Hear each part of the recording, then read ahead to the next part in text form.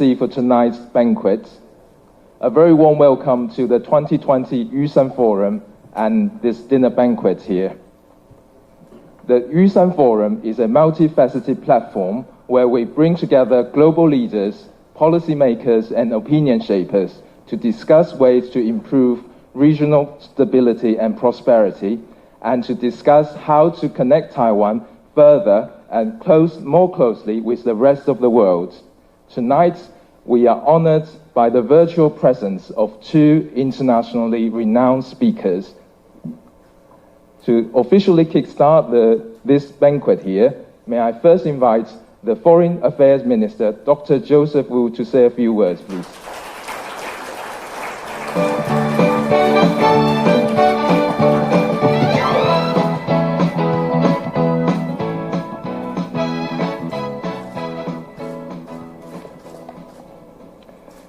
Dr. Michael Shaw, Chairman of the TAEF, the Honorable Mr. Rasmussen, former Prime Minister of Denmark and former NATO Secretary General, Excellency Ambassadors and Honorable Representatives, distinguished guests, ladies and gentlemen, good evening. It is my great honor to host the dinner tonight. On behalf of the Ministry of Foreign Affairs, I want to thank all of you for your enthusiastic participation in this year's Yusan Forum. I would particularly like to thank Prime Minister Rasmussen, who is online right now, to take time to address the audience momentarily. Through Yusan Forum, we are able to bring our new southbound policy partners and beyond for a regular dialogue on issues of common concern. Through the dialogue, we are quite ambitious in a hope to shape a common vision for the region and beyond. Since the launch of our new southbound policy in 2016, we have made substantial progress in promoting regional economic collaboration, conducting talent exchanges, sharing resources, and forging regional links. The key principles of the policy, namely people-centric philosophy, mutual assistance for mutual benefit, and sustainable development, will continue to guide Taiwan in our relations with our partners in this region and around the world. This year has been a challenging one for all of us because of COVID-19. The traditional get-together for dialogue has to be limited, but we in Taiwan are still working hard to make the connect through video conferencing and other means. We share our success in containing the pandemic, and we also share our resources with our partners in the region. We want to contribute simply because it is the right thing to do. Taiwan has proven that it has much to offer to the rest of the world.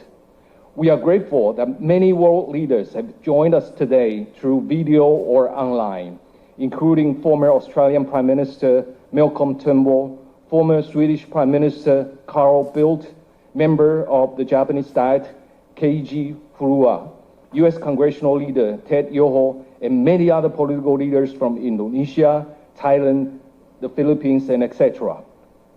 I want to thank all of them for sharing their wisdom on important global issues. In addition, TAEF was able to sign an MOU through video conferencing with India's National Maritime Foundation for future cooperation. These couple of years have been troublesome for us as we see authoritarianism marching forward in Xinjiang, in Tibet, Mongolia, and Hong Kong, crushing the remaining freedom and cultural as well as religious identities. We also see tension rising in the East China Sea, Taiwan Strait, the South China Sea, and even along the Indian-Chinese border. With all of these happening, I want to repeat what I remarked last year in Copenhagen Democracy Summit at the invitation of Prime Minister Rasmussen. Taiwan and Hong Kong stand on the front line against the expansion of authoritarianism. But sadly, Hong Kong has fallen with the imposition of a draconian national security law. It is therefore more urgent than ever that we work together to safeguard the values that we hold dearly to our heart. And at this point, I would like to invite Prime Minister Rasmussen, an international icon for freedom and human rights, to give us his remarks. Ladies and gentlemen, let's give Prime Minister Rasmussen a round of applause to welcome him.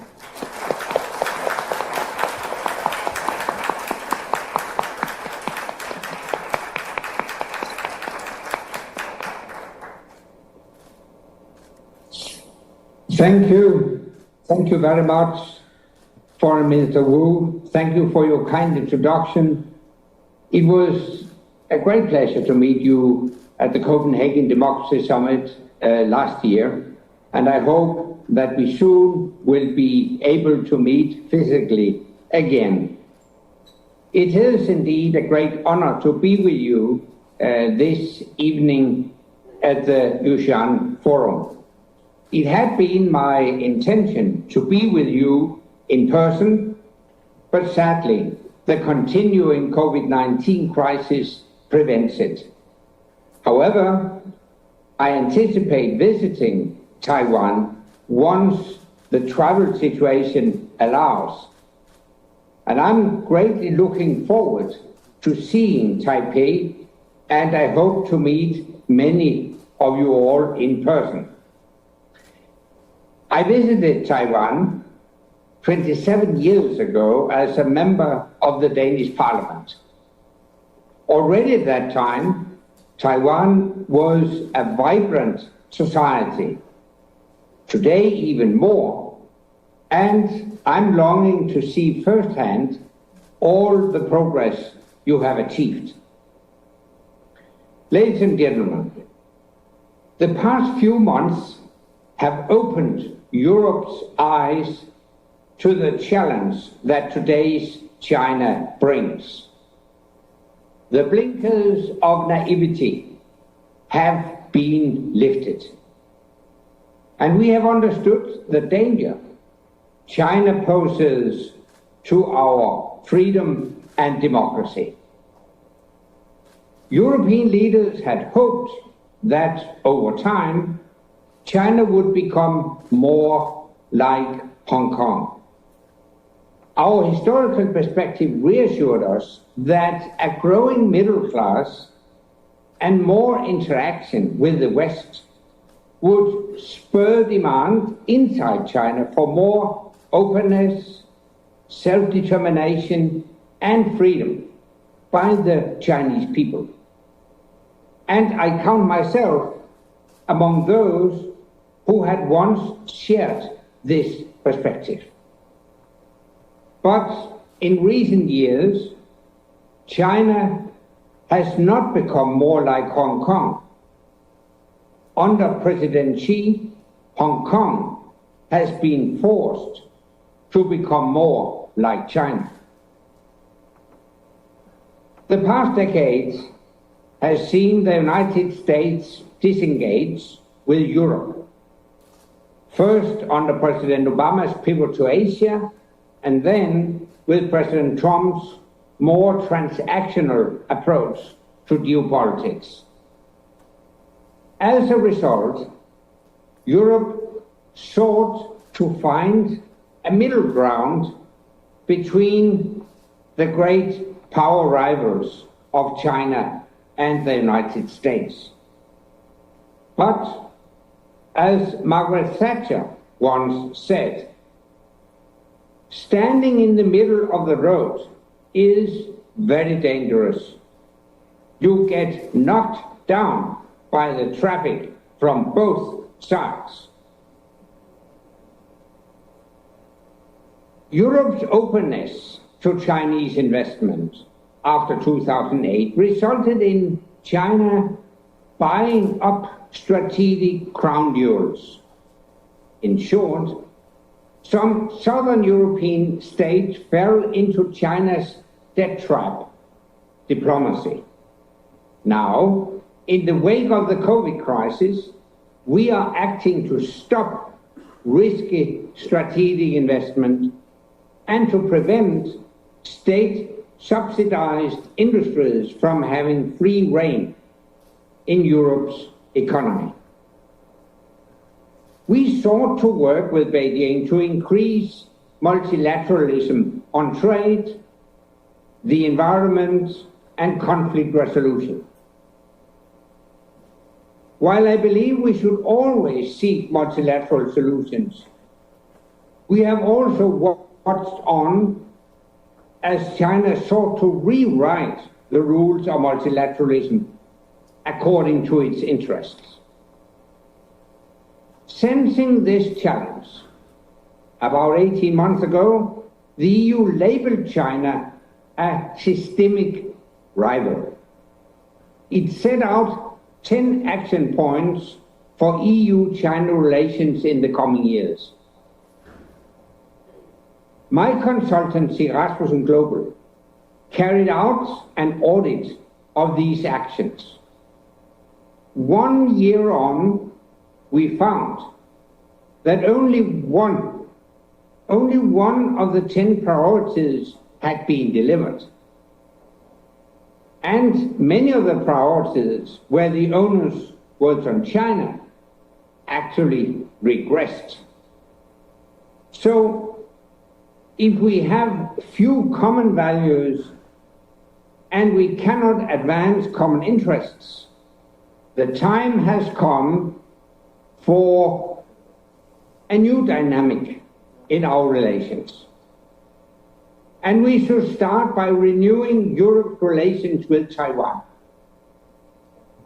Over the past few years, Europe has been co-opted into China's campaign of isolation against Taiwan. China has sought to bully us and the rest of the world into accepting a new interpretation of the One China policy. Let me be clear. Europe has respected the One China policy.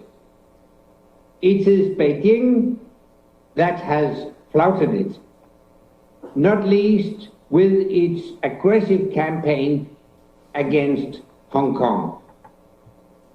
Because at no point does the One China policy prevent us from cultivating strong economic and political ties with Taipei. On the contrary. Yet, when a European politician, a European leader or official shows any support for Taiwan, he or she is subjected to a barrage of political pressure and threats from China. This needs to stop. Europe cannot say we stand for democracy 1 second and then give in to Chinese bullying the next second.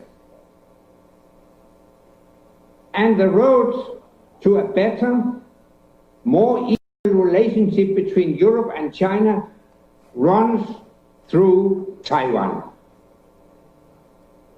And I have 3 proposals for where to begin. First, health cooperation. Second, economic cooperation. And third, Indo-Pacific cooperation among democracies. First, health cooperation. When the history books are written on the COVID-19 outbreak, Taiwan will deserve a chapter titled The Right Response to a Pandemic. Taiwan's combination of central control, big data, and lessons learned from SARS has been an example to the world. And Taipei has sought to help the world with life-saving supplies of medical and protective equipment. Europe benefited from this help, but we can also benefit from Taiwan's experience and expertise. Yet, Taiwan is shut out of the World Health Assembly, the main body for sharing this experience. In a time of global pandemic, this is indefensible. Europe must demand Taiwan's participation in the next World Health Assembly on the same basis as it participated until 2016. But the European Union can also build a stronger health partnership with Taiwan on a bilateral basis, and I urge European leaders to open a new health dialogue with Taipei. Second, economic cooperation.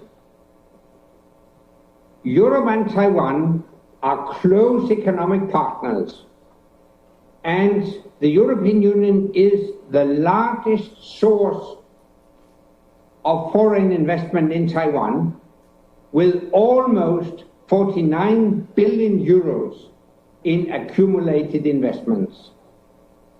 Meanwhile, Taiwan has a cumulative foreign investment of almost 8 billion euro in the EU. Most of this was made during the past 5 years and has created more than 60,000 European jobs. The time, however, has come to give new impetus to an EU-Taiwan bilateral investment agreement, an agreement that will benefit both sides and create new economic opportunities. For example, this should increase the incentives for Taiwanese companies to come to Europe and invest even more. And as European businesses look for safer and more resilient Asian economies to deal with, a bilateral investment agreement would be a win-win. Talks have been put on ice by the European Commission as it sought to negotiate a similar agreement with China. But we cannot hold Taiwan hostage just because of the failures and foot-dragging by Beijing. We need to restart the track with Taiwan. Furthermore, as Europe seeks to be less dependent on China for new technology, we should look to Taiwan for answers. You are home to some of the largest and most innovative tech firms in the world, from semiconductors to developers of artificial intelligence, and some of the best tech talent. Europe needs like-minded partners to shape the next industrial revolution according to our democratic standards. And Taiwan has a significant role to play. Thirdly, our enhanced relations with Taiwan should form part of a wider engagement between the European Union and the democracies of the Indo-Pacific. In recent years, the EU has strengthened economic and political ties with democracies in the Asia-Pacific region. Europe and Japan are steadfast and like-minded allies. Our links continue to be deepened and strengthened through our economic and strategic partnership agreements and data flows adequacy deal. Likewise, as NATO Secretary General, Prime Minister Abe and I work closely to upgrade NATO-Japan cooperation. Overall, Europe has also sought to deepen its relations with other free market states in the Indo-Pacific: South Korea, Vietnam, Singapore, Australia, and New Zealand. Now, we should build on these piecemeal efforts by drafting a comprehensive EU strategy for the Indo-Pacific to counterbalance China and strengthen our economic and political ties with our partners. It should start with a simple premise: strengthening the global alliance of democracies and free market states, including Taiwan. Because by strengthening the force of democracy abroad, we strengthen these forces at home. Democratic unity is the most potent weapon we can build against autocracy. Europe and our Indo-Pacific democratic friends may be geographically distant, but our values are close. Let's align our interests to match. My friends, Taiwan stands on the front line of freedom against the increasing autocracy and aggression from Beijing. That is why, as a lover of freedom and democracy, I have taken this decision to stand with you. Taiwan's success is freedom's success. And by standing with Taiwan, we stand with the forces of freedom and democracy. It's time for Europe to stand with Taiwan. Thank you. Thank you. Thank you, Prime Minister. I understand you've got a hectic schedule ahead of you. But before you go, ladies and gentlemen, maybe another big round of applause for Prime Minister Rasmussen, please. Thank you, Prime Minister.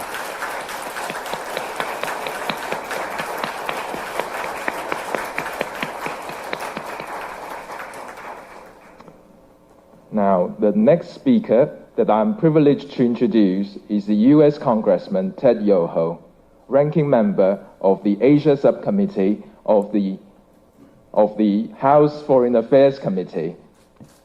Congressman Ted Yoho has most recently introduced the Taiwan Invasion Prevention Act and the Taiwan Fellowship Act.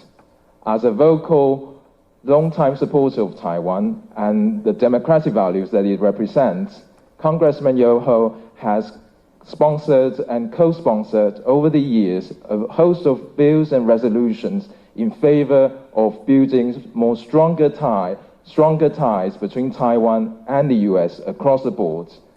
Regrettably, Congressman Yoho couldn't be with us tonight, but he has very graciously pre-recorded a message for this Yusan Forum.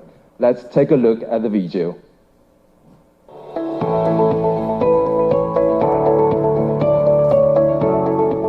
Hi, I'm Congressman Ted Yoho from Florida. Thank you for allowing me to join you briefly today. It's great to speak to all of you who share expertise in working together to build a better and brighter future for all of Asia. The potential for this region is unlimited. As reflected in your forum's name, the Yoshan Forum, Yoshan means Mount Jade, which is the tallest summit in East Asia. Yoshan is a Taiwanese symbol for aspiration of excellence as well as warm friendships towards people from the surrounding nations. The inaugural Yoshan Forum in 2017 focused on the economy, trade, human resources, technological innovation, NGO engagement, think tanks, collaboration, and youth dialogue. Discussion on these topics and the new conclusions they promote are essential investments for the future prosperity of your nations. You also are building the leaders of tomorrow that will benefit and lead a stronger and brighter tomorrow for the next generation. For that to happen, a nation, a region, needs certainty of the future, which requires rule of law, regional peace, and stability, honor, respect for oneself and for others. In business, I learned people choose to do business with those they know, like, and trust. This also applies to nations as well. Unfortunately, the region and a large portion of the world are under a lot of challenges, stress, and uncertainty. Some of this comes from nature, some from man, and some from nations controlled by man. The COVID pandemic, which originated in Wuhan, China, has thrown all economies worldwide into a tailspin of uncertainty. In addition, no one doubts the world domination ambitions of China, as illustrated in their aggressions around the globe, but particularly in the East and South China Sea. China has even engaged some of your nations through various means, through the BRI incentives, and maybe even in bribes, coercion, or intimidation, to break ties with Taiwan or to not participate in this dialogue. In fact, China tried to get me not to meet with Taiwan when I first became chairman of the Asia-Pacific Committee on Foreign Affairs. I told them thanks for your advice, but I wasn't looking for it. I met with Taiwan and have continued to do since. Let me reiterate two things. Number one, people choose to do business with those they know, like, and trust. Number two, the potential for this region is unlimited. On behalf of myself and my colleagues in the United States Congress, we're not interested in economic intimidation or debt trap diplomacy like some other nations to create enslaved nations or crush opposition, competition, or your people's future aspirations. We are committed to the rule of law, free trade, peace, and honoring and respecting a nation and its citizens' sovereignty. The United States stands ready and willing to work with your nations towards ensuring a more stable and economically prosperous Indo-Pacific region, and we are committed to standing against powers that would undermine those ideals for the benefit at the expense of yours or another nation. May this dialogue serve the region well, with the smart and innovative people here working together to make a more stable, prosperous, and brighter future so you can achieve that unlimited potential. Again, thank you. And thank you, Congressman Yoho. Now, may I invite Minister Wu and Chairman Michael Xiao to come up to the front to make a toast, please?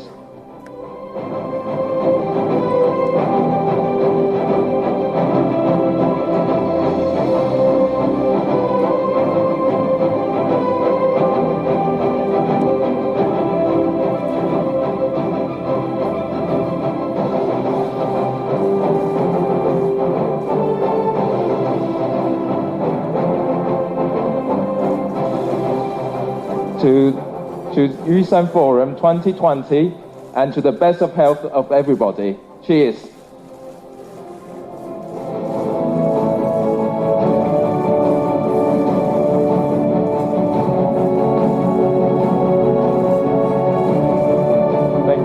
Thank you everybody. Thank you Minister, thank you Chairman Xiao.